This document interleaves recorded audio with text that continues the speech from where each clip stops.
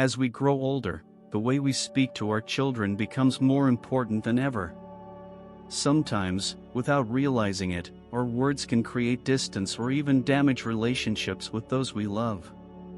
In this video, we'll discuss 5 sentences you should never say to your children as you get older, and how avoiding these can help build stronger, more loving bonds.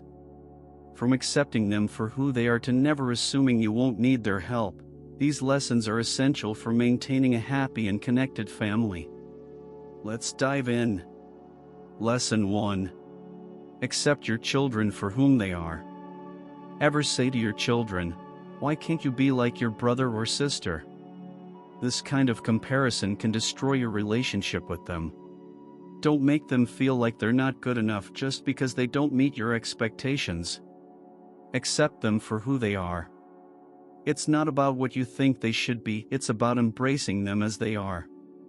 If you keep comparing your children to others, it's like telling them they aren't good enough. Imagine how hurtful that must feel.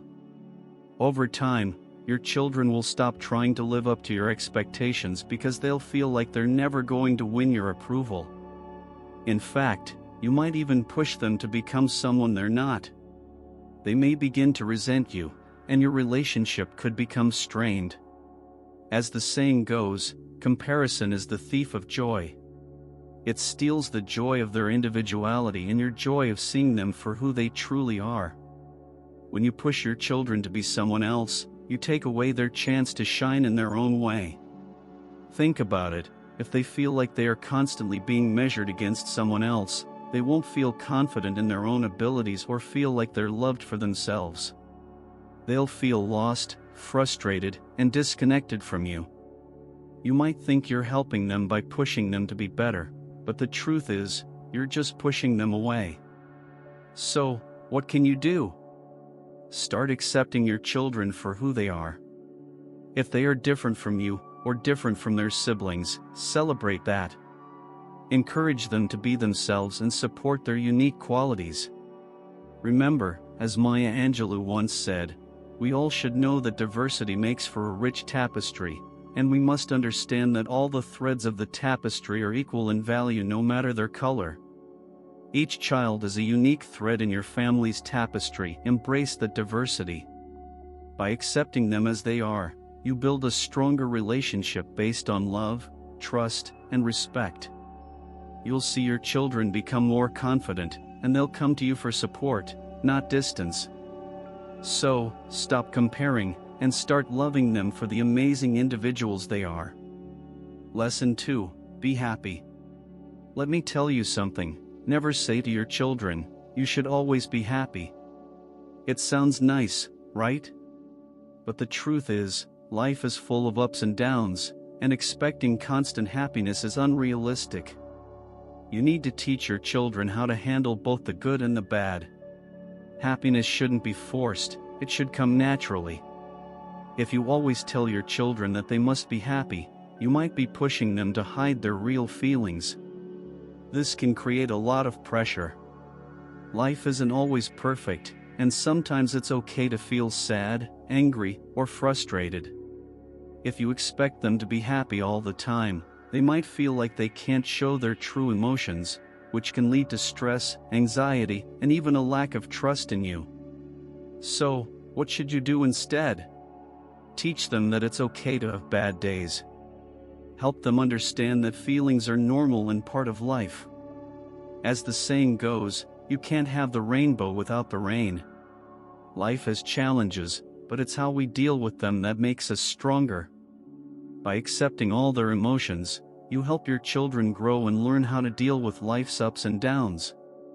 Let your children know that it's okay to not always feel happy, but what matters is learning how to cope and finding happiness in their own way.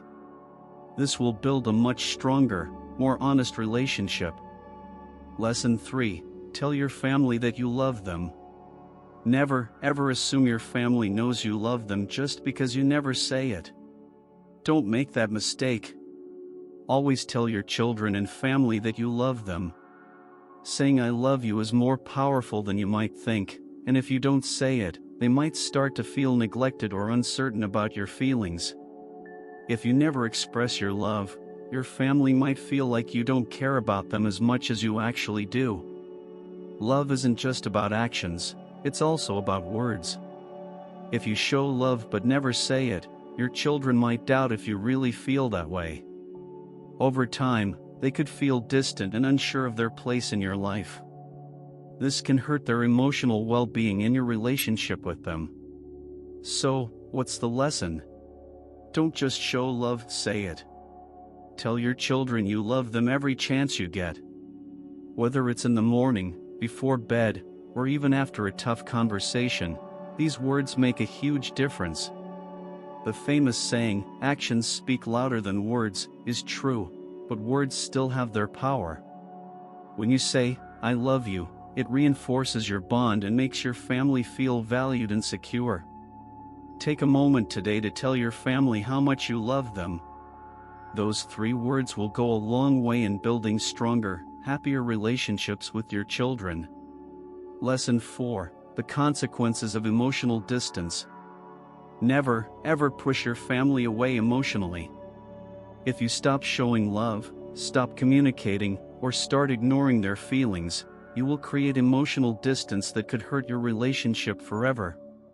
It might seem easier to avoid tough conversations, but the truth is, emotional distance will only make things worse. If you don't stay emotionally connected with your children, they may start to feel ignored or rejected. Over time, this will hurt your bond with them, and it may even lead to them shutting you out. It's easy to think that your family will always be there for you, but if you don't nurture your relationship, they may not feel as close to you anymore. As the saying goes, out of sight, out of mind, and this can happen with emotional connections too. So, what should you do? Always keep the lines of communication open. Even when things get tough, don't shut down. Talk to your children, listen to their feelings, and share your own. Keeping emotional distance will only drive a wedge between you and your family. But by staying emotionally present, you will strengthen your relationship and keep your family close. Make time to check in with your loved ones, and show them that you care about how they feel. The more you connect emotionally, the stronger your bond will be. Lesson 5: Never assume you won't need your children. Never, ever say to your children, "I won't need you when I get older." Thinking you'll always be independent and never need help is a big mistake. As you grow older, you might need support from your children, and if you push them away now, they might not be there for you when you need them the most. If you act like you don't need your children, they might stop thinking they need to help you later in life. You might be fine now, but things can change quickly. You could get sick or face challenges, and when you need help, you might find that you've already distanced yourself from your kids. This can lead to feelings of loneliness and regret. Remember, no man is an island. We all need help, especially as we age. So, what can you do? Always stay close to your children, both emotionally and physically. Don't shut them out now just because you feel fine. Show them that you love and appreciate them, and that you trust them. As you get older, you may need them more than you realize, and building that connection now will ensure they are there for you when it counts. The key is to never assume you won't need them. Stay connected, and let them know they matter, not just for now but for the future too. This will create a strong bond that will last a lifetime. If you found these lessons helpful, make sure to hit that like button, subscribe to the channel, and comment below with your thoughts. I'd love to hear your opinions on how you've worked on strengthening your family relationships. Don't forget to share this video with others who might find it valuable. Thanks for watching, and I'll see you in the next video.